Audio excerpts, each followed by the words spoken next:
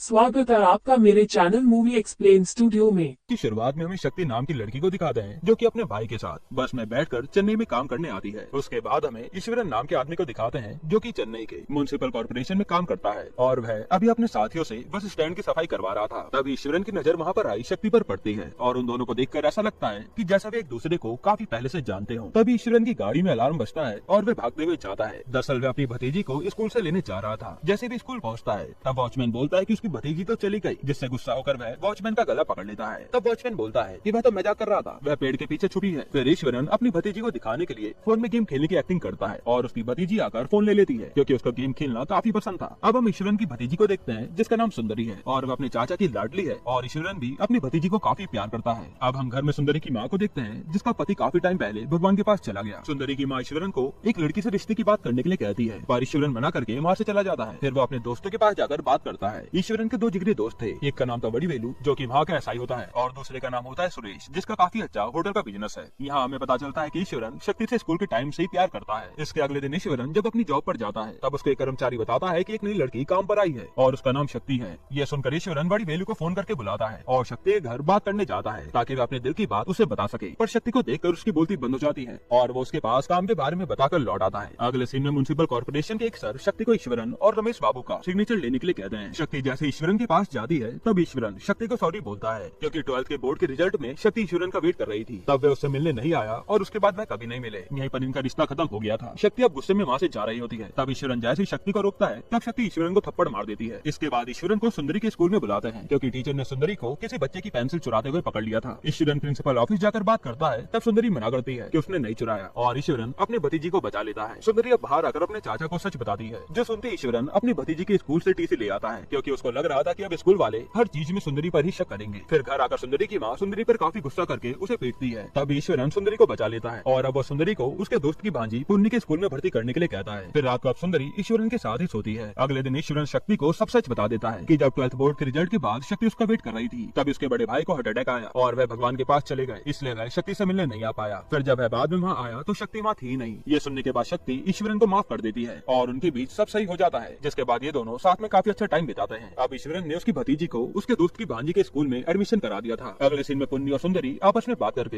हिरन देखने के लिए भैरव मंदिर जाने के लिए कहते हैं क्योंकि वहीं पर हिरन आया करते थे पर उनको रास्ता नहीं पता था। इधर ऐसे ही बड़ी वेलू को उसके सर बताते हैं कि उनके शहर में बच्चों के साथ दुष्कर्म के केसेस काफी ज्यादा बढ़ते जा रहे हैं और उनको किसी भी हाल में गुनहगार को पकड़ना होगा। यहाँ ईश्वरन अब सुंदरी को पुन्नी के घर से लेने आता है क्योंकि वह दोनों पुन्नी के घर पर ही ट्यूशन पढ़ते थे। इस साइड बड़ी वेलू के जीजा को उसका बाथरूम काफी गंदा लगता है तो वह रास्ते में जाते हुए म्युनिसिपल कॉर्पोरेशन के सफाई कर्मचारी को देखकर उन्हें उनका बाथरूम साफ करने के लिए बोलता है जो शक्ति और एक आदमी थे। तब शक्ति और बड़ी वेलू के जीजा की बहस हो जाती है क्योंकि शक्ति ने मना कर दिया था। वहाँ बातों बातों में बड़ी वेलू का जीजा शक्ति पर ही हाथ उठाने वाला होता है। तब ईश्वरन ये सब देख लेता है और वे बड़ी वेलू के जीजा को पीछे करते हुए उन पर हाथ उठा देता है जिससे बड़ी वेलू के जीजा नाली में गिर जाते हैं। फिर रात को ईश्वरन बड़ी वेलू को मिलकर सॉरी बोलता है क्योंकि उसने उसके जीजा को थप्पड़ मारा था। पर बड़ी वेलू ये बात सुनकर उस पर काफी हंसता है और उसके दोस्त भी इस पर मजाक बनाते हैं, यानी कि यहाँ पर सब कुछ ठीक था। अगले दिन ईश्वरन सुंदरी को स्कूल छोड़ता है तब पुन्नी सुंदरी से मिलकर बात करती है और ईश्वरन को बोलती है कि आज उनकी योगा क्लास है तो उनकी छुट्टी लेट होगी, इसलिए आप भी थोड़ा लेट ही आना। और इसी दौरान ये दोनों भैरव मंदिर हिरन देखने जाने वाले थे। अब जैसे स्कूल की छुट्टी होती है तब सुंदरी और पुन्नी स्कूल के बाहर जाते हैं तो वहाँ पर ईश्वरन स्ट्रीट लाइट ठीक करवा रहा था। तब पुन्नी और सुंदरी चुपके से ऑटो में बैठ जाते हैं लेकिन ये देखकर सुंदरी को सही नहीं लगता और वे ऑटो से उतर जाती है पर पुन्नी तो अकेले ही वहाँ चली जाती है। अगले दिन स्कूल में पुन्नी काफी ज्यादा अजीब लग रही थी, ऐसा लग रहा था कि उसके साथ कुछ गलत हुआ हो। सुंदरी पुन्नी से माफी मांगती है पर वह कुछ भी नहीं कहती। फिर स्कूल की छुट्टी में अब ईश्वरन सुंदरी को लेने आता है। तब सुंदरी ईश्वरन को बोलती है कि पुन्नी से नाराज है, उसको मनाओ। जब ईश्वरन पुन्नी से बात करता है तो उसको पुन्नी की तबीयत काफी खराब लगती है तो वह सुंदरी को वॉचमैन के पास छोड़कर पुन्नी को उसके घर छोड़ने जाता है और रास्ते में वो पुन्नी से पूछता है कि क्या हुआ, वह ऐसा बिहेव क्यों कर रही है। तब ईश्वरन के छूते ही पुन्नी डर जाती है। इस सीन में ऐसा लग रहा था कि कोई ये सब रिकॉर्ड कर रहा है। अब रात को बड़ी वेलू ईश्वरन को फोन करके कहता है कि पुन्नी की तबीयत काफी ज्यादा खराब है और वह बेड पर बेहोश हो गई है, जिसके बाद ईश्वरन फटाफट पुन्नी को देखने जाता है। फिर अगले दिन सुंदरी की माँ ईश्वरन के दोस्त को फोन करके ईश्वरन के बारे में पूछती है। तब सुंदरी की माँ के घर पर पुन्नी के चाचा आकर सुंदरी और उसकी माँ को उनके साथ ले जाते हैं। फिर जैसे ही वह बड़ी वेलू के जीजा के घर पहुँचते हैं तब सुंदरी की माँ को पता चलता है कि ईश्वरन ने पुन्नी के साथ दुष्कर्म किया है। यह सुनकर सुंदरी की माँ के होश उड़ जाते हैं और उन्हें विश्वास नहीं होता। तब सुंदरी की माँ को वीडियो दिखाई जाती है जिसमें ईश्वरन पुन्नी को छोड़ने घर आया था और वीडियो देखकर ऐसा लग रहा था कि ईश्वरन पुन्नी के साथ जबरदस्ती करने की कोशिश कर रहा है। अब हम देखते हैं कि ईश्वरन को बड़ी वेलू के जीजा ने नंगा करके खूब मारा हुआ है। फिर जैसे बड़ी वेलू के जीजा सुंदरी से पूछताछ करते हैं तो वह गुस्से में अपना आपा खो देते हैं और बोलते हैं कि वह ईश्वरन को जिंदा नहीं छोड़ेंगे। तभी वहाँ पर लेडी ऑफिसर आ जाती है और वो ईश्वरन को पुन्नी के साथ दुष्कर्म करने के चक्कर में जेल में डाल देती है। अगले सीन में शक्ति बड़ी वेलू को कहती है कि ईश्वरन को पुलिस ने जेल में बैठा रखा है, उसको प्लीज छुड़ा दो। तब बड़ी वेलू ईश्वरन को डीजीपी से बात करके जेल से छुड़ा लेता है ताकि उसकी भांजी का नाम भी ज्यादा खराब न हो। फिर जैसे ही बड़ी वेलू वहाँ से जा रहा होता है तब ईश्वरन बड़ी वेलू को रोक कर बोलता है कि तेरे को लगता है मैं पुन्नी के साथ ऐसा कर सकता हूँ। तब बड़ी वेलू पूछता है कि वह पुन्नी को अकेले छोड़ने क्यों आया था, साथ में सुंदरी को भी तो ला सकता था। तब ईश्वरन कहता है पता नहीं, जिसके बाद बड़ी वेलू गुस्से में ईश्वरन को बड़ी बेरहमी से मारने लगता है। अब हम देखते हैं कि ईश्वरन के साथ काफी बुरा होने लगा है। सब लोगों को यही लग रहा था कि ईश्वरन ने पुन्नी के साथ दुष्कर्म किया है, यहाँ तक कि उसकी भाभी भी सुंदरी को उसके चाचा से दूर रहने के लिए कहती है और ये सीन देखने में काफी इमोशनल लगता है। अगले दिन ईश्वरन पार्क में उदास खड़ा था। तब ईश्वरन बड़ी वेलू को गले से लगा लेता है क्योंकि पुन्नी ने सब कुछ बता दिया था कि ईश्वरन ने कुछ भी नहीं किया। बड़ी वेलू अब ईश्वरन को बताता है कि पुन्नी के साथ गलत काम भैरव मंदिर के पास हुआ है। उस आदमी ने पुन्नी को फोन में गेम खेलने का लालच दिया और झाड़ियों में जबरदस्ती पुन्नी के साथ गलत काम किया। अब ईश्वरन और बड़ी वेलू सुंदरी के पास जाते हैं क्योंकि क्या पता सुंदरी को इस बारे में कुछ पता हो। अगले सीन में हम देखते हैं कि सुंदरी रास्ते में कहीं खो गई है और वो रोते रोते घर जा रही थी। तब एक आदमी सुंदरी को फोन में गेम खिलाकर बोलता है कि वह उसके चाचा को जानता है, वो उसे उसके पास छोड़ देगा और फिर वो सुंदरी को उसके साथ ले जाता है। ईश्वरन को उसकी भाभी रास्ते में मिलकर बताती है कि सुंदरी गायब हो गई है और शायद उसको किसी ने किडनैप कर लिया है। फिर हम देखने की एक आदमी सुंदरी को बस में अपने साथ ले जा रहा है। इधर ईश्वरन और बड़ी वेलू ने पुलिस में जाकर कंप्लेन कर दी थी और पुलिस को उस आदमी का सीसीटीवी वीडियो भी मिल जाता है जिसमें वह सुंदरी को ले जा रहा था, पर सीसीटीवी में उस आदमी का फेस साफ नहीं आता। अगले दिन एक औरत को जंगल के किनारे कुछ दिखता है और वो डर के मारे पुलिस को कॉल कर देती है। पुलिस जब वहाँ आकर जांच करती है तब हमें पता चलता है कि किसी आदमी ने एक छोटी बच्ची को मार कर जला दिया और उसके प्राइवेट पार्ट पर एसिड डाल दिया ताकि कोई सबूत ही ना बचे। अब ये बात ईश्वरन और उसकी भाभी को भी पता चल जाती है कि जंगल में एक बच्ची की लाश मिली है, शायद ये सुंदरी की हो सकती है। तो वह बड़ी वेलू की मदद से उस बच्चे की बॉडी को जाकर देखते हैं, पर वह बच्ची कोई और ही निकलती है क्योंकि उसकी हाइट सुंदरी से थोड़ी लंबी थी। फिर ईश्वरन और बड़ी वेलू अब बस के कंडक्टर से पूछताछ करते हैं क्योंकि वह उसी बस का कंडक्टर था जिस बस से वह आदमी सुंदरी को किडनैप करके ले गया। कंडक्टर बताता है कि वह आदमी सुंदरी को लेकर मतगुदम नाम की जगह पर उतरा है। फिर ईश्वरन सुंदरी के बारे में काफी सारी जगह पूछते हैं पर उनको सुंदरी के बारे में कुछ भी पता नहीं चलता। बड़ी वेलू के सर बड़ी वेलू को बताते हैं कि जिस लड़की की लाश मिली है वो सुंदरी हो सकती है क्योंकि वह आदमी सुंदरी को किडनैप करके उसी जगह ले गया था। उसने उसका स्केच भी बनवाया है, अगर पुलिस फॉर्मेलिटी पूरी हो गई तो वह लाश को जला देंगे, इसलिए शायद ईश्वरन उसको आखिरी बार भी ना देख पाए। बड़ी वेलू ईश्वरन को उसके सर की सारी बात बताता है पर ईश्वरन बिल्कुल नहीं मानता कि जो लाश मिली है वह सुंदरी की है। ईश्वरन और बड़ी वेलू अब ट्रक ड्राइवर से जाकर बात करते हैं। तब ईश्वरन को साइकिल पर छोटे बच्चे दिखते हैं जिनके पास सुंदरी की वाटर बॉटल थी। जैसे ईश्वरन उन बच्चों से पूछता है कि उन्हें वो बॉटल कहाँ से मिली, तब बच्चे बताते हैं कि वहीं जहाँ लड़की की लाश मिली थी। अब ईश्वरन ये सुनकर टूट जाता है और रास्ते में गिरकर रोने लगता है क्योंकि वह बच्ची सुंदरी हो सकती है। इधर पुलिस के पास अब पोस्टमार्टम की रिपोर्ट आती है और रिपोर्ट के अनुसार जो बच्ची मरी थी उसकी एज 11 साल की थी पर सुंदरी तो 8 साल की है, मतलब वह बच्ची सुंदरी नहीं है। फिर पुलिस के इन्वेस्टिगेशन में पता चलता है कि किडनैपर बच्चों को मनपसंद चीजें दिखाकर उन्हें किडनैप करके ले जाता था और उनके साथ दुष्कर्म करके उन्हें जान से मार देता है। जिस बच्ची की लाश मिली वह खुद ही पेट्रोल पंप से पेट्रोल लेने गई थी, मतलब किडनैपर काफी शातिर दिमाग का भी है। ईश्वरन को पुलिस की बातों से पता चलता है कि किडनैपर ने पहली बच्ची को इसलिए मार दिया क्योंकि उसको सुंदरी मिल गई थी, मतलब अगर एक और बच्ची किडनैप हुई तो वह सुंदरी को भी जान से मार सकता है। ईश्वरन अब पुलिस वालों को सुंदरी की सारी फेवरेट चीजें बताता है क्योंकि किडनैपर सुंदरी के लिए वह सारी चीजें जरूर खरीदेगा। उस समय वह किडनैपर को पकड़ सकते हैं। फिर पुलिस आसपास की दुकानों में किडनैपर का स्केच दिखाकर पूछने लग जाती है। तब एक मिठाई वाला बताता है कि शायद उसने स्केच वाले आदमी को रात में देखा था। अगले दिन बड़ी वेलू और ईश्वरन बाइक से चूजे वाले के पास जाते हैं। तभी किडनैपर वहाँ आकर सुंदरी के लिए सामान खरीद कर चला भी जाता है। उसके बाद हम सुंदरी को एक बंद कमरे में देखते हैं। तब वह आदमी आकर सुंदरी को काफी डराता है और बाथरूम में ले जाकर उसके साथ दुष्कर्म करता है। अगली रात किडनैपर को सुंदरी की फेवरेट मिठाई दिखती है पर मिठाई वाला बूढ़ा आदमी किडनैपर को देखकर पहचान लेता है और चुपके से पुलिस को फोन करता है पर उसका फोन लगता ही नहीं। तभी वहाँ रास्ते से पुलिस की गाड़ी गुजरती है और मिठाई वाला किडनैपर को पकड़ कर चिल्लाता है, मगर किडनैपर बच के वहाँ से भाग जाता है और अब किडनैपर को पता चल गया था कि अब उसकी जान को खतरा है, इसलिए वो सुंदरी का गला दबाकर मारने की कोशिश करता है। अब अगले सीन में किडनैपर ने अपनी दाढ़ी और मूंछें सब साफ कर ली थी क्योंकि उसको पता चल गया था कि पुलिस उसे ही ढूंढ रही है। फिर किडनैपर अब सुंदरी को भी पैसे देकर पेट्रोल पंप से बोतल में पेट्रोल लाने के लिए कहता है ताकि वो उसको भी जलाकर मार सके, पर उसका प्लान फेल हो जाता है क्योंकि सुंदरी को रोड पार करना आता ही नहीं था और उसका एक्सीडेंट होते होते बचता है। फिर किडनैपर सुंदरी को ऑटो में बैठा कर ले जाता है। तब रास्ते में पुलिस ने नाकाबंदी लगा रखी थी। अब पकड़े जाने के डर से किडनैपर बड़ी चालाकी से साथ में बैठी औरत को बोलता है कि उसके भाई का एक्सीडेंट हुआ है, उसको अर्जेंट जाना होगा, तो तुम इस बच्चे को यहाँ से पार कराकर इसके माँ तक छोड़ देना। फिर किडनैपर दूसरा ऑटो ले लेता है ताकि पुलिस उसे पकड़ ना पाए। अब ऑटो में बैठी औरत को सुंदरी की हालत देखकर शक होता है और वह पुलिस के पास जाकर सब बताती है। तब पुलिस वाला सुंदरी को देखकर पूछता है कि बेटी तुम ठीक हो? तब सुंदरी डर के मारे चिल्लाती है और बेहोश हो जाती है। पुलिस वाला बच्ची को लेकर हॉस्पिटल के लिए भागता है। तब ईश्वरन सुंदरी को देख लेता है और फटाफट भागकर सुंदरी को अपनी गोद में ले लेता है। ये सीन मूवी का सबसे इमोशनल सीन था, पर तब तक वहाँ से किडनैपर बच के भाग गया था। ईश्वरन सुंदरी को हॉस्पिटल में भर्ती करवा देता है। फिर वो सुंदरी की हालत देखकर बड़ी वेलू के पास जाकर बोलता है कि वादा कर, अगर तुझे सुंदरी के साथ दुष्कर्म करने वाला आदमी मिलेगा तो पहले तो मुझे बताएगा, क्योंकि ईश्वरन उसकी भतीजी के साथ ऐसा काम करने वाले आदमी को जान से मारना चाहता था। इस इंसिडेंट के बाद सुंदरी काफी ज्यादा ट्रॉमा में चली गई थी। वह हर किसी को देखकर चिल्लाने लगती थी, जिस कारण ईश्वरन पूरा टूट गया था। अगले सीन में ईश्वरन सुंदरी की दवाई लेकर आता है, तब उसे हॉस्पिटल में पुन्नी मिलती है और पुन्नी ईश्वरन को देखकर गले लगा लेती है और पुन्नी अब बिल्कुल ठीक हो गई थी। फिर पुन्नी सुंदरी से जाकर मिलती है, जिससे सुंदरी को काफी अच्छा लगता है। इधर बड़ी वेलू को फाइनली किडनैपर मिल गया था, क्योंकि पुन्नी ने रास्ते में देखते ही उसे पहचान लिया था और ईश्वरन को भी ये सारी बात पता चल गई थी। ईश्वरन अब उस किडनैपर को जान से मारने के लिए कांच को पीसकर एक धारदार चाकू पर चिपकाता है, ताकि वह उसकी भतीजी के साथ घिनौना काम करने वाले को जान से मार सके। शक्ति को भी पता था कि ईश्वरन किडनैपर को जान से मारने वाला है, तो वह उसे रोकने के लिए उसके घर जाती है, पर ईश्वरन किसी की भी नहीं सुनता।